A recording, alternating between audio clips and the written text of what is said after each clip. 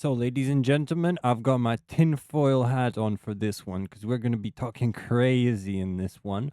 Okay, I was, doing my regular YouTube binging thing because I'm addicted to YouTube, and I came across this video, and it's a podcast. Okay, do you ever wonder with host Mike Haltman, this gentleman right here?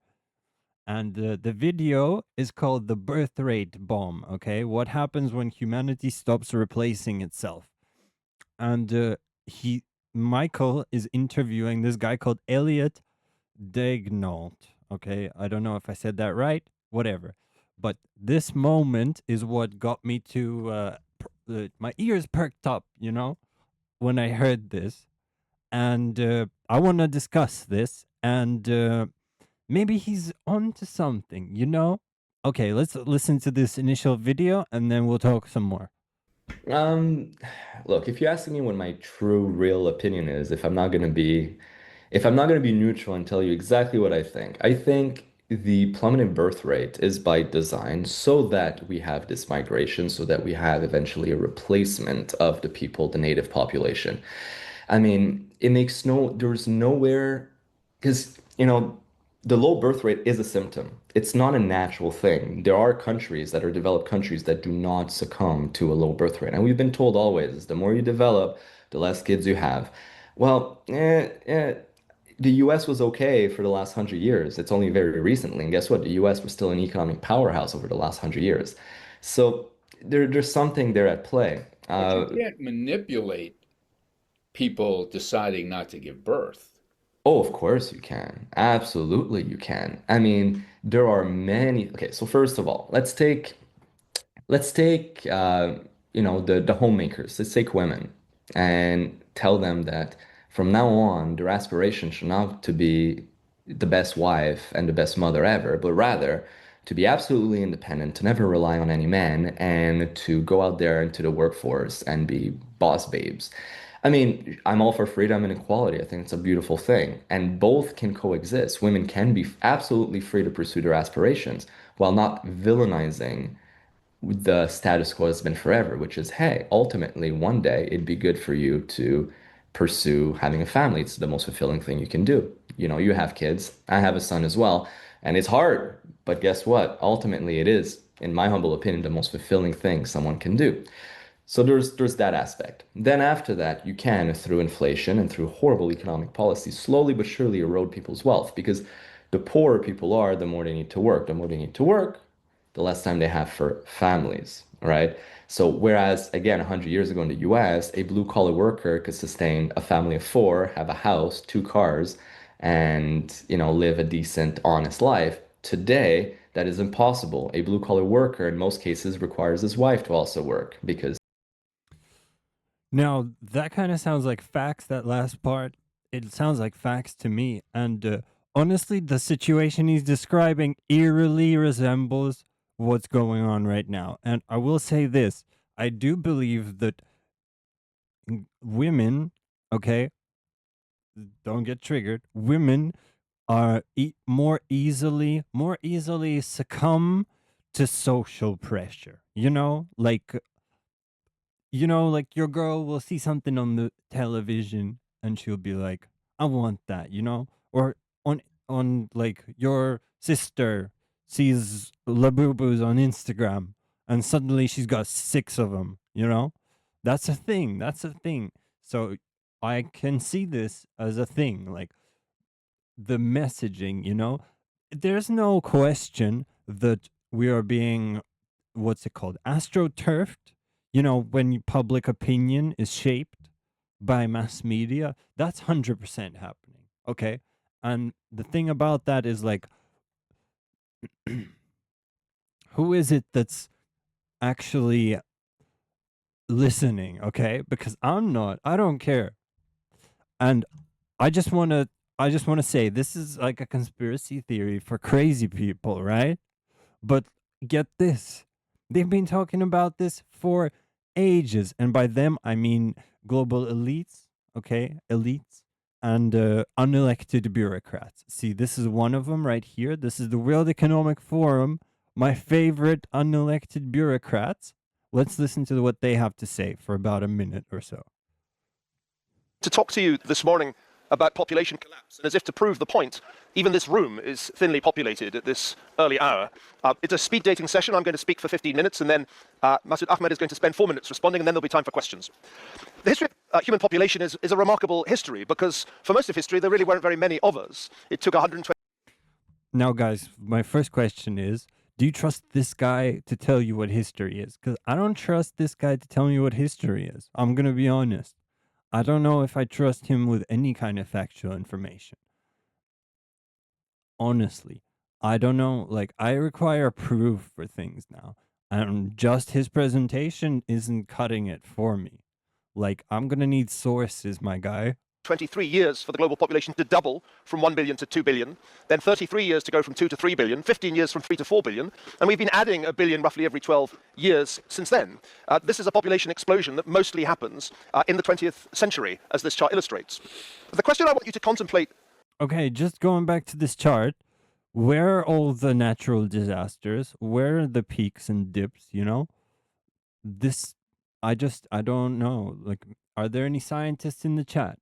Let's hear from the scientists in the chat. As this chart illustrates. But the question I want you to contemplate this morning is whether the trajectory of human history is about to change course drastically. This chart is one That's not ominous at all. that caught my eye. It was published in the New York Times last year in an article by the demographer Dean Spears. And he argued, and I'll quote him, if the world's fertility rate were the same as in the United States today, then the global population would fall from a peak of around 10 billion to less than 2 billion about 300 years later. And you can see the scenarios playing out in the red projections. This, I think, is a future relatively few people have fully understood. Elon Musk has been right about quite a few things, from electric cars to reusable rockets. It's also been his preoccupation for at least 10 years. I remember discussing it with him 10 years ago, that population collapse due to low birth rates is a much bigger risk to civilization than global warming. Is he right? Okay, so what I've gotten so far, population problems is a luxury belief, okay? Second, there is motive from people in powerful places, right? So they do have these beliefs. Obviously, I just showed you that. And third, there are the consequences playing out from this belief, right? So there's 3 points here, right? I don't know if that makes sense. Does that make sense? I'm just a guy in a tinfoil hat. But here's Bill Gates, a very credible individual, here to tell you, quite a while ago, actually, 7 years ago, does saving more lives lead to overpopulation? That's not ominous at all. Questions we get asked and give our answers. One that's come up for a long time is, as we make the world healthier, is the population going to get so big that feeding everybody and maintaining the environment is going to be impossible? Okay, first of all, I don't want Bill Gates to feed me anything. That sounds just disgusting to me, okay?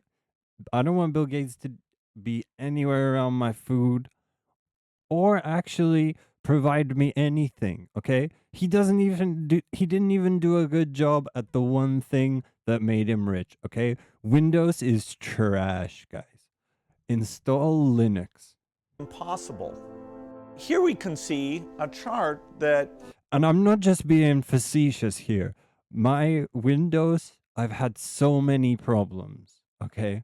It just, one after another, things constantly break. Why does it have to be this way? Because Mac OS doesn't do that. Linux doesn't do that. And I've used all three, okay? So what gives, bro? looks at the total world population over the last several hundred years. And at first glance, this is a bit scary. We go Why is that scary? I don't see anything scary about that.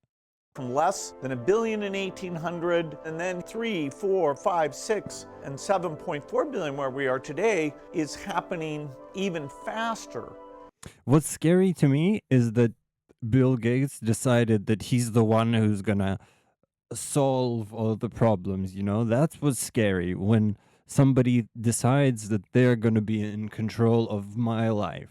Like, I don't want you to do anything for me. Just leave me alone, dude. That's creepy. Like, why are you constantly up in my business, bro.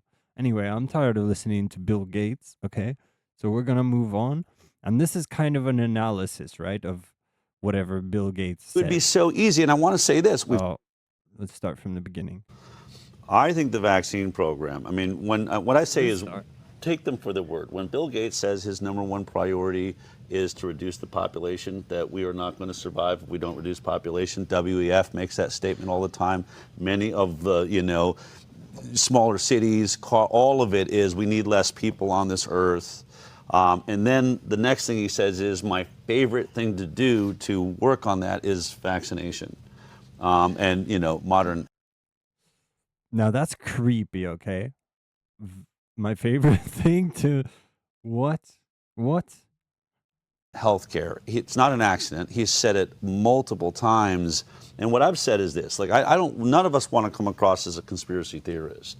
But what I say is this, I think it's natural that leaders of large nations have to think about resources and how many people are on this planet. That's a conversation you're going to have as intellectuals. It may seem cold, but that's the type of conversation you have. And when you contemplate that thought, at whatever time we reach a place where we are now overcoming the resources to take care of ourselves, how would we reduce that population in the most humane way? We know these conversations have come on. We've had videos and tapes going back 100 years. Eugenics has been a part of the conversation. But it seems to me the greatest delivery system for population control is a vaccine. Yeah. Because as you said, releasing a virus isn't good because I'm going to catch it. And if I want to be one of the world-dominating smart people that lives, I don't want something that gets me. It's also my thing with chemtrails, like as I investigate it, but that's poisoning me. If my diabolical plan is to dumb everybody down, how am I not dumbing myself down? But this vaccine program, especially with a vaccine passport where it has a QR code that probably has my socioeconomics in it, do I have a job? Am I a productive member of society? I go in, beep, oh, here comes your box of vaccines. And just like Kenya, all of a sudden, people that don't have much money, they're having a lot of trouble with fertility. Those that are rich, they're not. Beep. Beep, you're a number on a spreadsheet of Bill Gates's eugenics program or whatever you want to call it. And I just want to say, I come from Ukraine originally, so I know a little bit about communism and the sort of management, central planning management. And I see a lot of parallels between the communist regime of the SSSR, right? The Soviet Union, and the way things are right now with these kind of global elites and how they basically control all the supply chains and hold all the resources, right? And they get to decide what goes where. So the thing with the communists is that there was there was always shortages of something in most places in the communist countries, right? But it wasn't really necessarily because of lack of stuff always. But the biggest problem was that the people at the top, the people making the decisions, were really bad at managing the situation. Like, they were really bad managers. They couldn't plan things efficiently. Okay? They didn't know how to do it. Like, it's obvious because when you're so detached from the actual things that are happening, then obviously you're going to mess it up. And I feel like that's a huge parallel with these global, people who hold all the resources. And just to illustrate, guys, ladies and gentlemen, okay, this has been going on for a really long time. This is I don't know what exactly this is, but listen to this. And the negative impact of population growth on all of our planetary ecosystems is becoming appallingly evident. The rapid and growing exploitation of the world's supply of energy and water is a matter of deep concern, and the toxic byproducts of widespread industrialization have increased atmospheric pollution to dangerous levels. Unless nations will agree to work together to tackle these cross-border challenges posed by population growth, overconsumption of resources, and environmental degradation, the prospects for a decent life on our planet will be threatened. The recent UN meeting in Cairo is appropriately focused on one of these key issues, population growth. But the controversies which have erupted at the conference illustrate the problem of coming to grips with issues that are deeply divisive and which have a profound moral dimension. The United Nations can and should play an essential role. Of course, bro. Of course, it's the United Nations that do all the planning and the control, okay? And from what he said, I don't think, I don't think it's the fact that there's too many people that I'm not having a very good life, I think it's more because these people who control the resources mess it up all the time. Like, just to illustrate, okay? In the UK, 90 something % of rivers are contaminated. Okay, so you can, like, 100 200 years ago, right, you could probably drink from those rivers, and now they're just toxic, right? And that wasn't like people, the vast amount of people doing that. That was some corporation that's like, okay, well, we can just pay this fine because it's like a drop in the bucket, and we'll just do a bunch of illegal dumping of waste, right? So just one example where the resources are being destroyed by basically the CEO of a water utilities company, right? So maybe another example, the fresh air that we're breathing. Is it because of the huge amount of people? Is it because there's 7 billion people?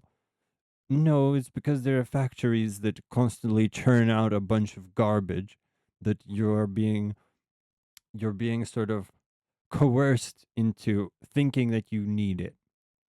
Okay, so there's another example of how this is it's sort of, in my opinion, is just wrong. This is not the right train of thought, and this is a luxury belief. Let's see what the definition is. Luxury belief, if I can spell it right. Luxury belief, okay? The term was coined by Rob K. Henderson, who describes them as beliefs which confer status on the upper class at very little cost, while often inflicting costs on the lower classes. So that's a great definition right there. So it's something that you do if you're like a rich guy. You do this luxury belief to look cool, otherwise known as virtue signaling, right, to your other luxury homies, okay? And at the cost of people who are less fortunate. So, does that sound like a luxury belief, this whole idea that oh no, there's too many people? Or does it sound like a sort of, like, do you buy this? Please let me know, because this hat is getting a little sweaty, not gonna lie, but I'm interested to know what you guys think about this. Okay, that's it.